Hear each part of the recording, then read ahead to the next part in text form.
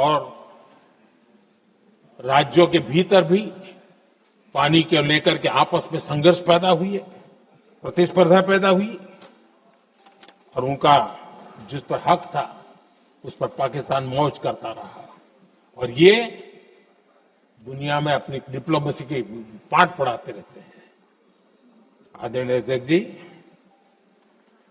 अगर ये ट्रीटी न होती तो पश्चिमी नदियों पर कई बड़ी परियोजनाएं बनती।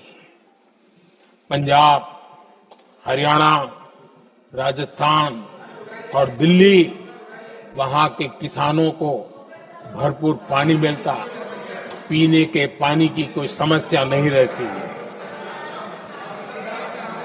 औद्योगिक प्रगति के लिए भारत बिजली बना पाता। इतना ही नहीं, नेहरू जी ने इसके उपरांत करोड़ों रुपए भी दिए ताकि पाकिस्तान नहर बना सके।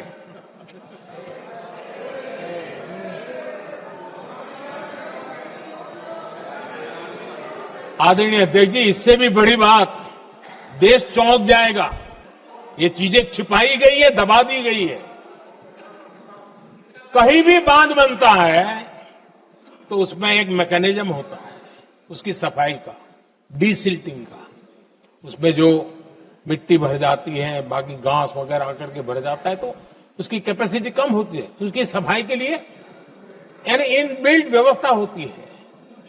नेहरू जी ने पाकिस्तान के कहने पर यह शर्त स्वीकार की है कि इन बांध में जो मिट्टी आएगी, कूड़ा कचरा आएगा और बांध भर जाएगा, इसकी सफाई नहीं कर सकते, डीसिल्टिंग नहीं कर सकते हैं। बांध हमारे यहां, पानी हमारा, लेकिन निर्णय पाकिस्तान का कि आप डीसिल्टिंग नहीं कर सकते। इतना ही नहीं, जब इस बार मैं डिटेल में गया तो एक बांध तो ऐसा है कि जहां ये डीसिल्टिंग के लिए जो गेट होता है ना, उसको वेल्डिंग कर दिया गया है ताकि कोई गलती से भी खोल करके वो मिट्टी को निकाल ना दे। पाकिस्तान ने नेहरू जी से लिखवा दिया था कि भारत बिना पाकिस्तान की मर्जी अपने बांधों में जमा होने वाली मिट्टी साफ नहीं करेगा, डीसिल्टिंग नहीं करेगा।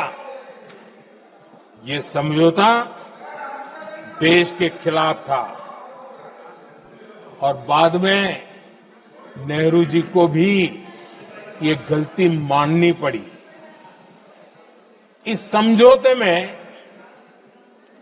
निरंजन दास गुलाटी करके का सज्जन उसमें जुड़े हुए थे। उन्होंने एक किताब लिखी है।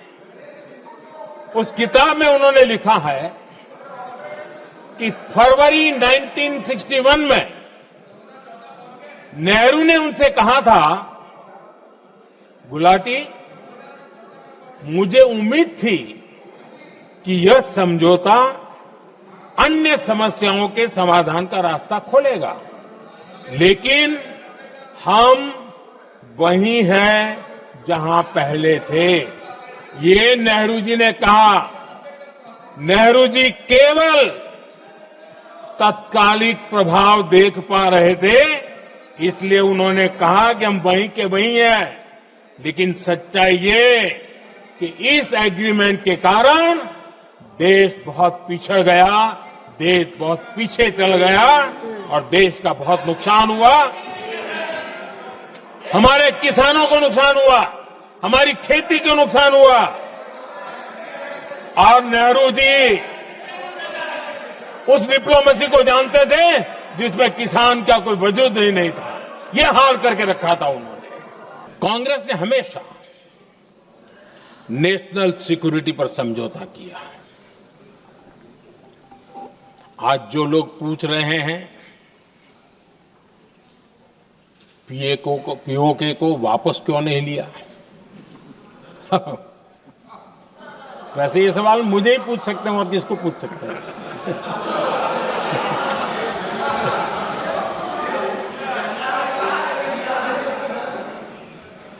इसके पहले जवाब देना होगा पूछने वालों को। किसकी सरकार ने पीओके पर पाकिस्तान को कब्जा करने का अवसर दिया? जवाब साफ है, जवाब साफ है। जब भी मैं नेहरू जी की चर्चा करता हूं तो कांग्रेस और उसका पूरा इकोसिस्टम बिलबिला जाता है, पता नहीं क्या है।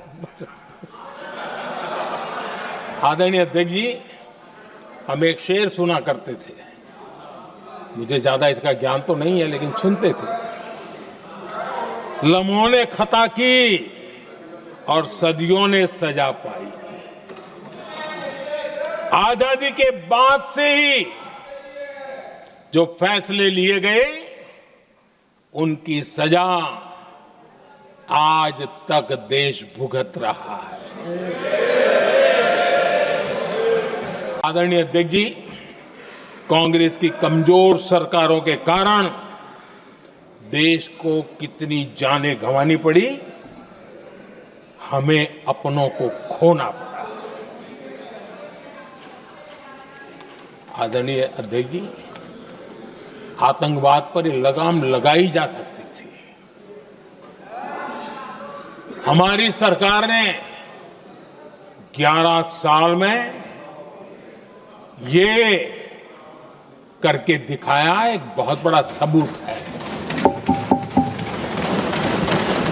2004 से 14 के बीच जो आतंकी घटनाएं होती थी, उन घटनाओं में बहुत बड़ी कमी आई है। इसलिए देश भी जानना चाहता है, अगर हमारी सरकार आतंकवाद पर नकेल कस सकती है तो कांग्रेस सरकारों की ऐसी कौन सी मजबूरी थी कि आतंकवाद को फलने फूलने दिया? आदरणीय अध्यक्ष जी, कांग्रेस के राज में आतंकवाद अगर फला फूला है तो उसका एक बड़ा कारण इनकी तुष्टीकरण की राजनीति है।